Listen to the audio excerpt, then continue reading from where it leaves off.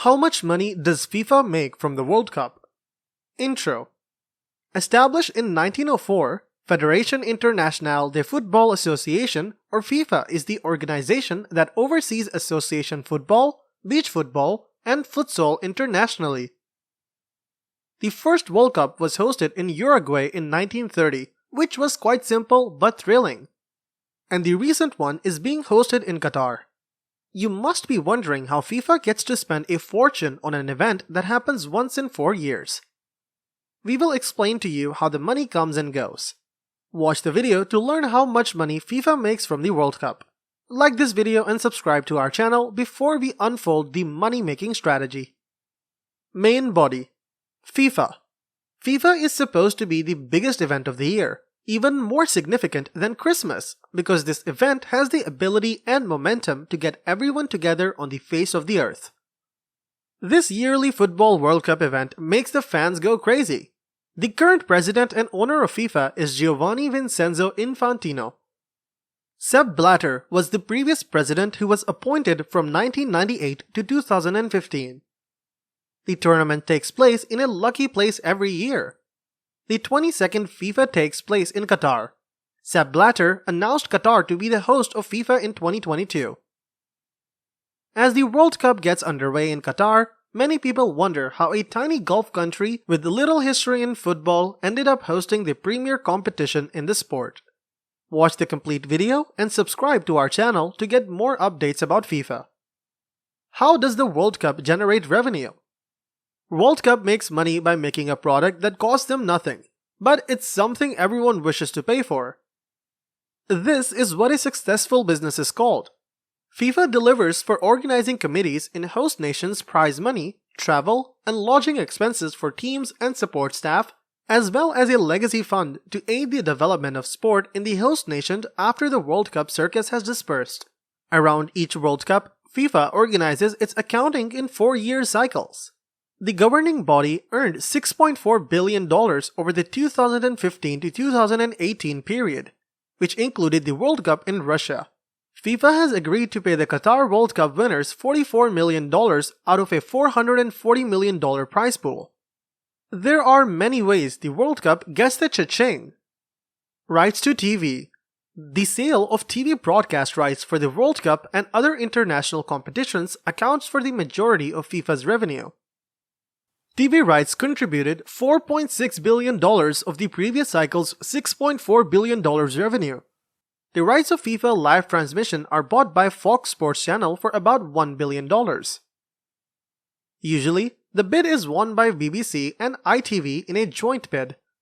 Fox Sports is an American channel and BBC is from the United Kingdom. Marketing rights. Major firms pay FIFA for the rights to promote at FIFA tournaments. You must have an idea how big brands like Coca-Cola start promoting FIFA as soon as the season starts. This is because the company buys the sponsorship from FIFA. The larger sponsors are permitted to work with FIFA on its social responsibility and development objectives, providing them access to FIFA's non-profit arm, which finances grassroots, national, and international football. The following largest brands are permitted to run commercials during the World Cup, the most viewed television event on Earth. 5 billion people, or more than half of the world population, are expected to witness this year's competition. It would be wise to market to that huge market. As third-tier category sponsors, YouTube, Visit Las Vegas, and Fine Hygienic Holding were the final 3 sponsors to sign on. Compared to the 2018 World Cup in Russia, these earnings are more than $1 billion. Qatar Energy, a government-owned oil business, continues to be the FIFA World Cup's primary sponsor. Top third-tier sponsors include Talco Ooredoo and the Qatari bank QNB. The second-tier sponsors are cutting-edge businesses like Algorand, a blockchain-based platform, and Crypto.com. Coca-Cola, Wanda, Hyundai, Kia, Qatar Airways, and Visa are some of the other FIFA partners. Sales of tickets. Gate revenue is another source of income for FIFA. The entire revenue from ticketing rights is paid to a FIFA-owned subsidiary company. In the last season, more than 2.4 million tickets were sold, which were priced at $100 to $1,000. For Qatar 2022, around 3 million tickets have already been sold. It will undoubtedly be another prosperous year, with prices ranging from $1,000 to $1,100. Licensing and branding. A big chunk of revenue is made by branding and licensing. In 2021, FIFA earned $180 million by only licensing its brand for games, retail, and goods. As per records, FIFA World Cup 2018 brought $7.5 billion in revenue. This season, FIFA has partnered with Qatar Energy as a premier sponsor. The Qatari bank QNB and telecom company Ooredoo are two other different third-tier sponsors. FIFA has added blockchain service firm Algorand and financial platform Crypto.com as second-tier sponsors. Panini Cards. The Paninis, a group of 4 Italian brothers, started making collectibles with pictures of players from each of the participating nations before the 1970 World Cup. More than 50 years later, fans from all around the world still hunt for that elusive Lionel Messi or obscure Serbian goalie to finish their albums. The Panini sticker craze has grown into a thriving global industry and is now an essential element of the World Cup experience. The Panini stickers for this quadrennial tournament exploded into the market weeks ago, kicking off the World Cup for millions of soccer fans in an unofficial manner. Fans of all the hues set out on a collective treasure hunt to collect 670 stickers featuring the World Cup's players and teams, all in an effort to finish their album. World record revenue in World Cup. One of the 1001 nights, which many once believed to be a fantasy but can now see with their own eyes, is currently taking place in Qatar. With this stunning exhibition that is winning hearts, it has come to pass. 2 million people are anticipated to go to Qatar for the FIFA World Cup, carrying their national crest along with the distinctive flag of the host nation. This small nation is hosting a massive party for nations from all over the world. The tournament is being watched by billions of people around the globe on TV, and no money has been spared. It is the priciest in their recorded history. In order to get the small Middle Eastern country ready to host the biggest athletic event in history, Qatar's Minister of Finance claimed in 2017 that the country was spending $500 million each week on infrastructure projects, including improvements to roads, hotels, stadium, and airports.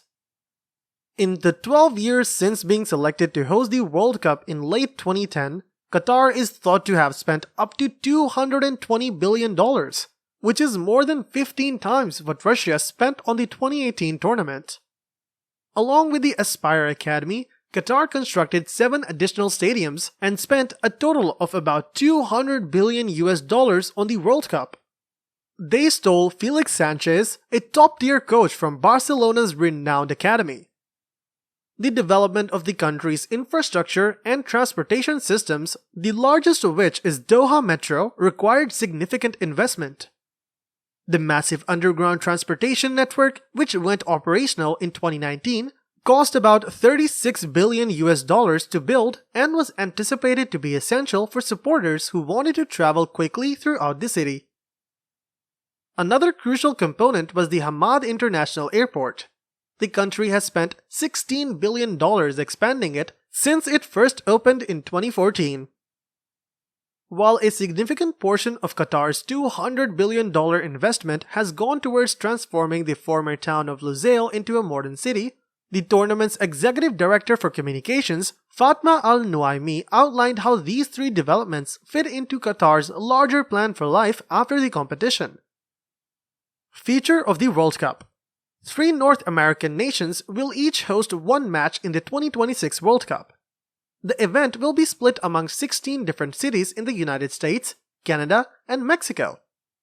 In 2002, a similar mixed setup was employed, and earlier editions of the European Championships also featured numerous nations.